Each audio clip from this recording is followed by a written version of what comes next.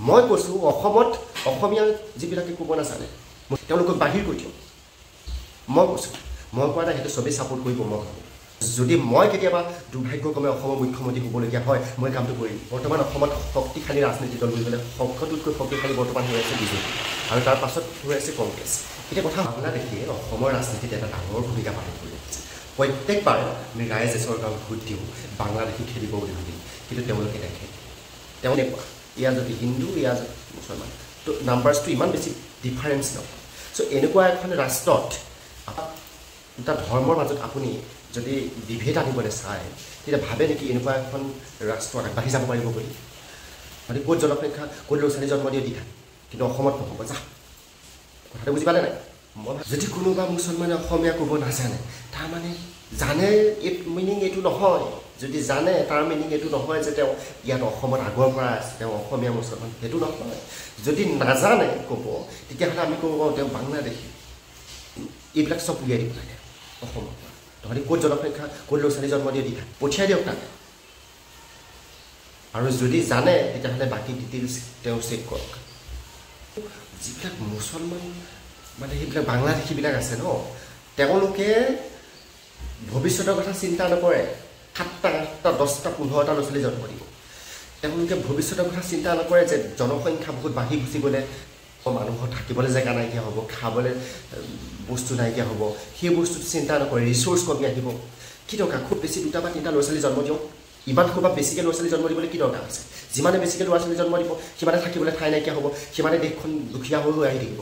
মানুহ নিবনুৱাৰ সংখ্যা বাঢ়ি বাঢ়ি আহি থাকিব, গছ গছনি কটাৰ সংখ্যাটো বাঢ়ি বাঢ়ি আহি থাকিব, আমাৰ ৰিচোৰ্চ কমি কমি আহি থাকিব। কাজিৰঙাৰ দৰে ৰাষ্ট্ৰীয় উদ্যানবিলাকক ধ্বংসলীলা আৰম্ভ হ'ব যিমানে জনসংখ্যা বাঢ়ি বাঢ়ি গৈ থাকে। সেই কথাবিলাক তেওঁলোকে চিন্তা নকৰে। এদোমান ল'ৰা ছোৱালী জন্ম দিয়ে। এই যিবিলাক মই কৈছোঁ এনেকুৱা এখন আইন বনাব লাগে অসমত যি নেকি 2টা বা যদি ছোৱালী জন্ম দিয়ে কথা নাই কিমান দিয়ে দি থাকক, কিন্তু 2টাতকৈ বেছি ল'ৰা জন্ম দিয়া মানুহ 2টা এটা কাৰণে দিছোঁ, মাকৰ কাৰণে এটা বাপেকৰ কাৰণে এটা 2টা। চ' 2টা যদি থাকে বেলেঞ্চ থাকিব ন জনসংখ্যাটো। চ' 2টা বা 3টা তাতকৈ বেছি ছোৱালী হ'লে বোলে ছোৱালী 3টা আছে ল'ৰা 2টা আছে, কোনো কথা নাই ফৰ এক্সাম্পল। কিন্তু ল'ৰা 3টা আছে ল'ৰা 4টা আছে, ডেট মিনছ জনসংখ্যা ইনক্ৰিজ হৈ থাকিব, বাঢ়ি বাঢ়ি থাকিব। এইবিলাক চব উলিয়াই দিব লাগে অসমৰ পৰা। তহঁতি ক'ত জনসংখ্যা ক'ত ল'ৰা ছোৱালী জন্ম দিয়ে দি থাকে, কিন্তু অসমত নহ'ব। যা কথাটো বুজি পালে নাই? মই ভাবি আছোঁ সেইটো। আৰু যদি মই কেতিয়াবা দুৰ্ভাগ্যক্ৰমে অসমৰ মুখ্যমন্ত্ৰী হ'বলগীয়া হয় মই কামটো কৰিম। বৰ্তমান অসমত শক্তিশালী ৰাজনীতি দল বুলি ক'লে শক্তিতকৈ শক্তিশালী বৰ্তমান হৈ আছে বিজেপি আৰু তাৰ পাছত হৈ আছে কংগ্ৰেছ। এতিয়া কথা হ'ল বিজেপি হ'ল সম্পূৰ্ণ হিন্দুত্ববাদী, হিন্দুক ছাপোৰ্ট কৰা, আৰু নেক্সট কংগ্ৰেছ হ'ল হিন্দু আৰু মুছলমানৰ মাজত দুয়োটাকে সমানে ছাপোৰ্ট কৰা। ভাৰতবৰ্ষ আমি জানো যে ভাৰতবৰ্ষ এখন ধৰ্ম নিৰপেক্ষ ৰাষ্ট্ৰ, যাৰ ফলত ভাৰতবৰ্ষত যিটো কংগ্ৰেছৰ আমি যদি ইতিহাস যদি চাওঁ আগৰ পৰা ভাৰত স্বাধীনতা সময়ৰ পৰা যি কংগ্ৰেছৰ ইতিহাস, সেই ইতিহাসৰ পৰা গম পোৱা যায় যে কংগ্ৰেছ যিটো দল সেই দলটো হিন্দু আৰু মুছলমানৰ কোনো এটা দলক বেছি ছাপোৰ্ট কোনো এটা দলক কম ছাপোৰ্ট নহয়, ধৰ্ম নিৰপেক্ষতাৰ লগত জড়িত হৈ আছে। কাৰণ ভাৰতৰ যিখন সংবিধান এই সংবিধানখন প্ৰথম কথা ভাৰত স্বাধীন কৰাৰ ক্ষেত্ৰত যথেষ্ট ভূমিকা আছে কংগ্ৰেছ দলৰ। ছেকেণ্ড কথা ভাৰতবৰ্ষৰ সংবিধানখন প্ৰণয়নৰ ক্ষেত্ৰত যথেষ্ট মানে সকলোতকৈ বেছি ভূমিকা আছে বুলি ক'ব লাগিব কংগ্ৰেছ দলৰ। এতিয়া সেইবাবে ভাৰতবৰ্ষৰ সংবিধানখন এনেকুৱা এখন সংবিধান যি নেকি ধৰ্ম নিৰপেক্ষ, আৰু কংগ্ৰেছ দল তাৰ যিহেতু ধৰ্ম নিৰপেক্ষ সংবিধান প্ৰস্তুত কৰাৰ আঁৰত আছিলে কংগ্ৰেছ দল, সেইবাবে কংগ্ৰেছ দল বৰ্তমান ধৰ্ম নিৰপেক্ষ, না হিন্দুত্ববাদী না মুছলমানবাদী, তেনেকুৱা নহয়। এতিয়া মোৰ পইণ্টটো মেইন কথাটো হ'ল যে আপুনি ভাবে নেকি যে ভাৰতৰ দৰে এখন দেশত য'ত নেকি হিন্দু আৰু মুছলমানৰ সংখ্যাৰ পাৰ্থক্য বৰ বিশেষ নহয়, বৰ বিশেষ পাৰ্থক্য নহয়, আৰু দেখিছে যে মুছলমানবিলাকে কিমান ল'ৰা ছোৱালী জন্ম দিয়ে, তাৰ ফলত মুছলমানৰ সংখ্যা বাঢ়ি বাঢ়ি গৈ আছে, ইনক্ৰিজ বহুত হৈ গৈ আছে। আৰু লগতে বাংলাদেশৰ পৰা যথেষ্ট মুছলমান আহিলে বৰ্তমান বাঢ়ি বাঢ়ি গৈ আছে। বৰ্তমান ইকুৱেল বুলি ক'ব নোৱাৰে, কিন্তু এনেকুৱা ইয়াৰ যদি হিন্দু ইয়াৰ যদি মুছলমান তো নাম্বাৰছটো ইমান বেছি ডিফাৰেঞ্চ নহয়।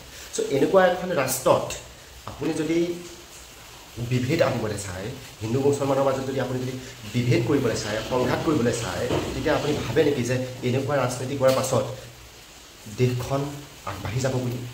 দুটা ধৰ্মৰ মাজত আপুনি যদি বিভেদ আনিবলৈ চায় তেতিয়া ভাবে নেকি এনেকুৱা এখন ৰাষ্ট্ৰ আগবাঢ়ি যাব পাৰিব বুলি?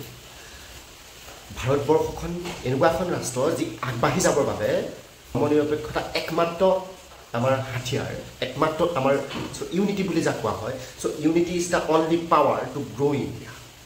কাৰণ বিভিন্ন জাতি জনগোষ্ঠী আছে, বিভিন্ন ধৰ্মৰ মানুহ আছে।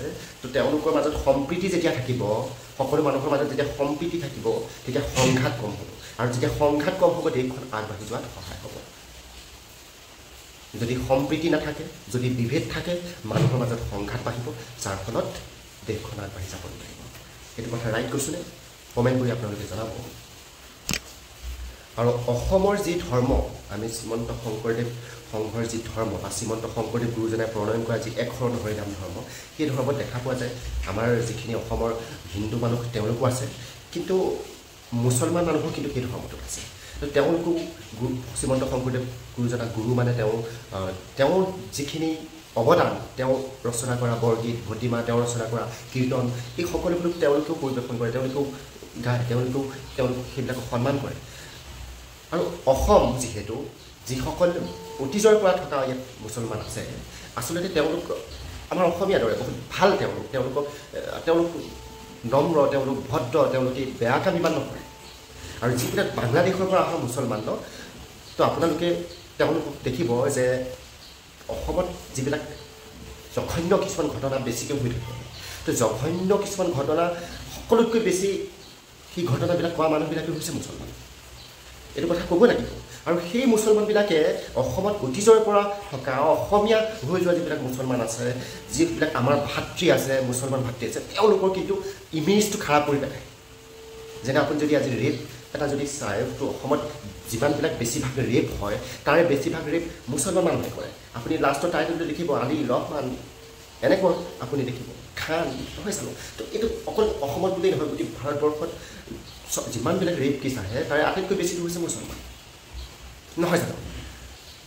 তো সেই বিদেশী মুছলমানবিলাকে, কিছুমান এক শ্ৰেণীৰ মুছলমান মানুহে ভাল যিবিলাক মুছলমান মানুহ আছে, যিবিলাক আমাৰ ভাতৃ মুছলমান আছে, তেওঁলোকৰ ইমেজটো খাৰাপ কৰে, তেওঁলোকক। আৰু যিটো ফলত আমাৰ ভাৰতবৰ্ষৰ চৰকাৰে তেওঁলোকৰ ওপৰত ষ্ট্ৰিক্ট একশ্যন ল'বলৈ বাধ্য হয়। আৰু ষ্ট্ৰিক্ট একশ্যন ল'বই লাগিব। মই কৈছোঁ অসমত অসমীয়া যিবিলাকে ক'ব নাজানে, মই আগেই কৈ দিয়ক, মই কৈছোঁ, মই কোৱা নাই সেইটো চবেই ছাপোৰ্ট কৰিব, মই ভাবোঁ।